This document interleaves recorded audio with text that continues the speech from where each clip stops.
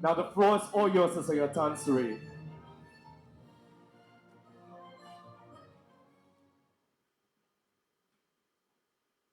Very good afternoon to all of you. 大家下午好。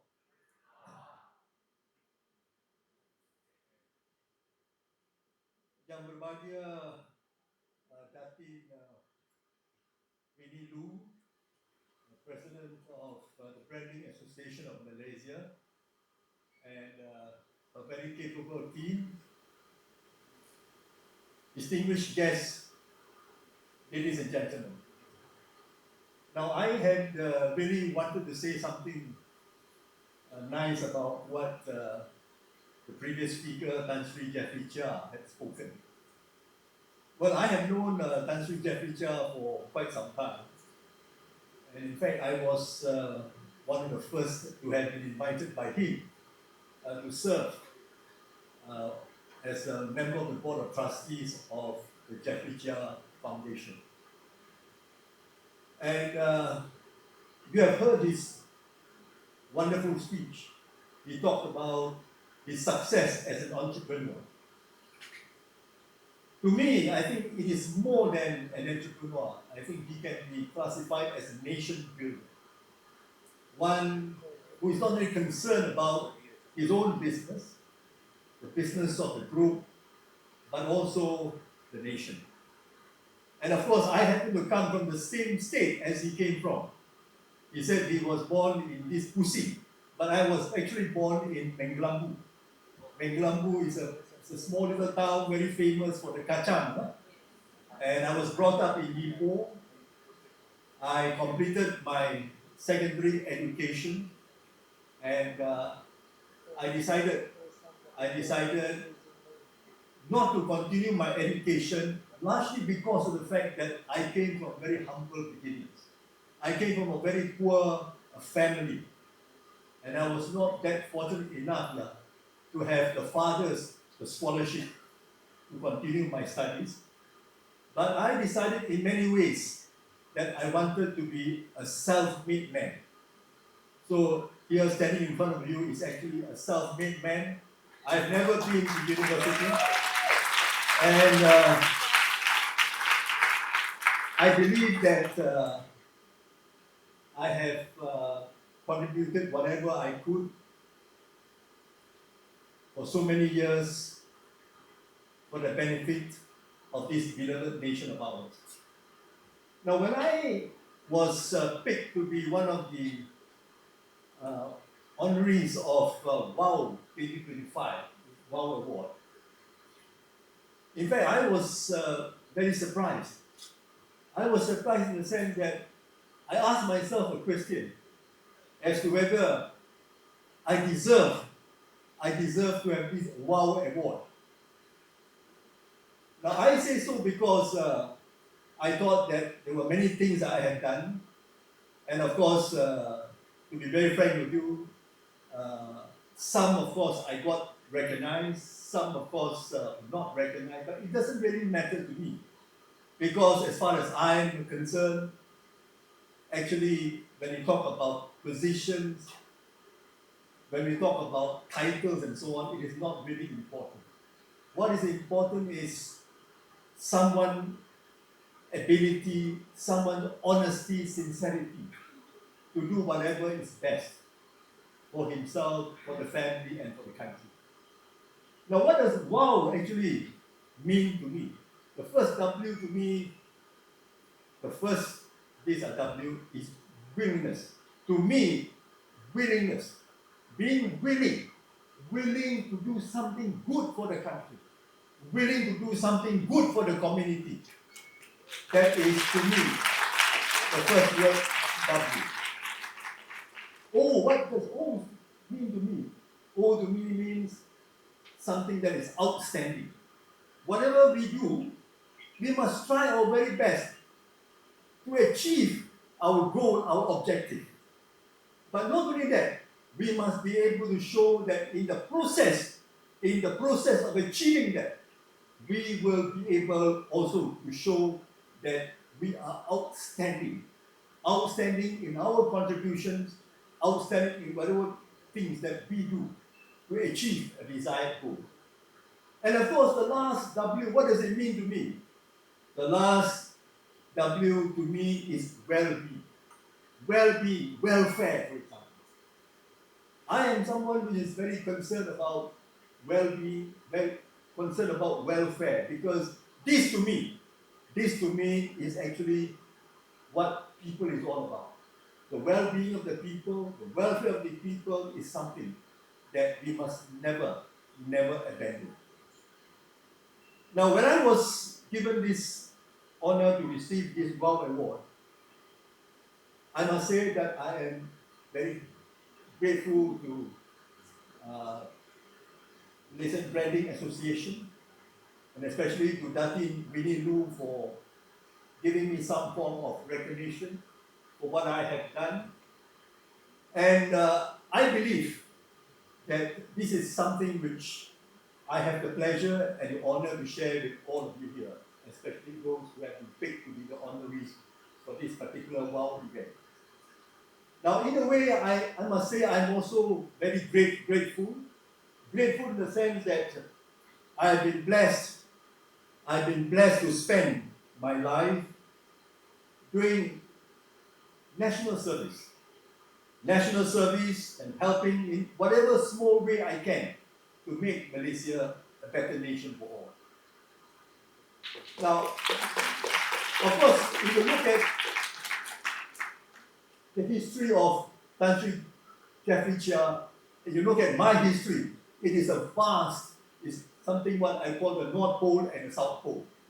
In his case, as you know very well, he's a successful businessman. He had the ability, he had the capacity, he had the wisdom, he had so many qualities bestowed upon him to do whatever he could for the best of his company, and through his company to contribute to education and so many other ways.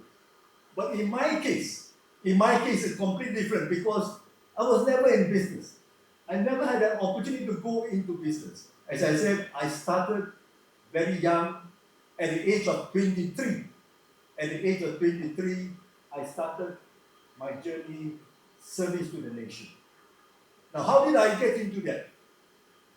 Firstly, as I said, I started when I decided to get involved in politics. Now, what is the reason why I wanted to get myself involved in politics? Because from the day when I was very young, when I came from Ipoh, I realized, even when I was in school, I realized the hardship of the poor. And I believe, and I was convinced, that in order to bring change, to help the poor, one very important means of achieving that is through the political process. So, I happened to be a very young student at that time. And you know what? The first thing I did, when I was in school, I happened to be a great admirer of Lee Kuan Yew of Singapore. As you mentioned, you heard so much about Lee Kuan Yew of Singapore. I actually wrote a letter to the Prime Minister of Singapore and tell him that I am prepared to offer my help to form a branch of his political party in Ipoh. And of course, that is the PAP, People's Action Party of Singapore. And of course, I had never expected the Prime Minister to reply, but eventually he replied, and he told me that he would be sending someone to see me, and he ended up with Mr. C.V. Devanaya, who was at one time the President of the Republic of Singapore. He came to see me in Ipoh, and then it was there that I started my journey in politics. So then from Ipoh, as I said, I was told that the best thing that I could do is to go to KL, because KL was the capital, and KL is the political center of the country. And so, upon his advice, I agreed to travel from Ipoh to Kuala Lumpur. I settled down in KL, and as I said, it was then that I decided to get myself involved in politics. Now, but I want to make it very clear to all my friends here, my audience here, that my objective in joining politics was very simple, and that is not for self-gain, but to serve the nation in the best possible way. Now, from the days when I first stepped into public life, I realized that while policies and programs are important for any country, eventually it is the people. It is the people and the compassion that goes with it that truly change lives. Now, and today, as I said, my standing up here, as I said, to share with you what are my thoughts, my experiences that I went through in the course of my public life. I've always believed that you do not need a title to serve. You only need the will to care. My years in public service, ladies and gentlemen, taught me that when you serve sincerely, when you serve without expecting anything in return, people respond with trust. And trust, to me, is the foundation upon which a stronger, a safer, and more compassionate Malaysia can be built. Now, throughout my journey, I've always focused on 6 important pillars. I call them pillars. Now, which are these 6 important pillars? Number 1, what is important to me is the family. Number 2, friends. Number 3, kindness. Number 4, perseverance. Number 5, humility. And of course, number 6 is integrity. Now, these are the six guiding principles which have guided me in my 57 years of service to the nation. In my own way, as I said, although not in business, but in my own way as a public servant, as one who championed the cause of the people, who championed the cause of poverty, as one who speaks up against all forms of injustice. This is what I have done over a period of 57 years, guided by these 6 basic principles which I have outlined. Now, ladies and gentlemen, by all practical purposes, I have actually retired from politics. But what is important is that I have not retired from serving the nation in other ways. And it was on this basis that I founded the Alliance for a Safe Community, an NGO which I'm leading at the moment, to help to bring up issues concerning the safety and health of all Malaysians. I always believe that in our country today, we are faced with multiple problems. But of course, I cannot handle everything. I cannot, as I said, do everything myself. But my focus at the moment is actually on safety. And safety to me is one very primary subject of great importance to the people of this country. Now, over the years, I've also realized, ladies and gentlemen, that a strong and a resilient nation is not built by laws alone, but more important, by people who care for one another. Our greatest strength as Malaysians has always been our spirit of togetherness. Unity in diversity is something that I have always been emphasizing, no matter where I am.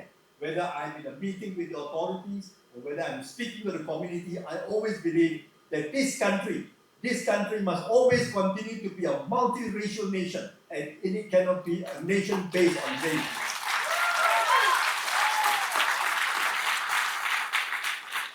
Now, I don't wish to take too much of time because, as I said, I've been given only 15 minutes to share with you my thoughts. But there is 2 important matters which I want to bring up before I conclude. Number 1, I hold very firmly to the belief of volunteerism. To volunteer. We need more volunteers in our country to help fellow Malaysians.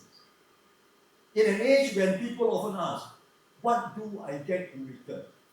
I hope we can encourage more Malaysians to ask instead, how can I offer to help? How can I volunteer to help? volunteering is not only about doing great things with media coverage. It is about the small. It is about the small, the quiet things. For example, visiting the sick, visiting the elderly, mentoring a youth, picking up litter, donating blood, offering a little ear to someone, especially someone who has a severe mental health issue, someone who is about to commit suicide because he or she has been overcome by depression. What is important is lend a helping ear, listen, and try to see how we can help. So the message that comes from me is this, that each act of kindness, each act of voluntarism, no matter how small it is, contributes to a larger wave of goodness. And that wave can actually transform a nation. Second is about leadership. And I think as far as leadership is concerned, I think all of you in your own way, you are actually your leader. And of course, as far as the Branding Association of Malaysia, I think our Datin has actually done her best during her first term for 3 years. I think she has set the example, and I'm sure there are many of you who would appreciate what she has done in terms of the branding work that the association is doing. Now, how do I look at the issue of leadership? Now, over the years, I have learned that leadership is not about power. It's not about power. Leadership is about purpose. Leadership is about service for humanity. This is my very important message I want to give. Leadership is about service for humanity, not a gateway to privilege. It is about having the courage to speak for those without a voice. And a true leader, how do I describe a true leader? A true leader, irrespective of whatever field he comes from, whether it is in business, whether it is in commerce, whether it is in politics, whether it is in anything, a true leader will serve the cause he believes in. A true leader will act in the interest of those he represents. A true leader will always work for the happiness and the well-being of all those he leads. And every leader, in my view, should have a passion in life. A passion that adds depth, uniqueness, and of course, the style to his leadership or her leadership. Ladies and gentlemen, when I look back at my life's journey, from my early days in public service to my later years in social work and advocacy, I realized that I have received far more than I have given. I've learned lessons from people in every walk of life, from the elderly who taught me to be patient, to the young who reminded me to dream, and from the underprivileged who showed me the resilience. To the younger Malaysians, I have this to say: the country needs you. Malaysia needs you. Malaysia's future depends not only on its leaders, but on millions. Our future doesn't depend on the leaders alone. Our future depends on the ordinary Malaysian citizens who care for one another. Don't wait for perfect conditions to start doing good. Don't say, I'm too young, or it won't make a difference. Every moment, ladies and gentlemen, every moment begins with one person who chooses to care. Every reform brings with one person who dares to speak up. And every positive change begins with one act of kindness. So let us pass on the torch of service. Let us pass on the torch of service, a torch that burns, not with a flame of fame, but with purpose. I accept this award, this WOW award, not because of self-glorification, but as a reminder as a reminder that service is a lifelong journey, one that does not end with retirement or with age. If you want to know how old I am, I'm about to touch 80. But I believe that I still have a mission to do. As long as I can still breathe, as long as I still stand up and being able to speak to you, I will continue to serve and give my best to this country of ours. In conclusion, my heartfelt gratitude, I think, to all of you, to all those whom I have worked with over the years, to all the respective organizations that I give my highest respect, and to all those Malaysians who share my views for justice, for equality, for a better Malaysia for all. Let me end with this simple thought. A better Malaysia, once again, does not depend on the government alone. It begins in our heart. It begins in each act of kindness, in each gesture of respect, in each effort to understand one another. And in this regard, when people talk about legacies, they ask me, many times I've been asked, what legacy I want to leave behind. My answer to this is very simple. My legacy cannot be measured by what I do. It can only be felt by those I serve. This is my answer. For me, the important factors for success are interest, passion, dedication in whatever we do. Work hard to fulfill our dreams. Work hard to fulfill our ambitions. It requires a lot of dedication. It requires a lot of perseverance. It requires a lot of sacrifice and having a deep passion to succeed.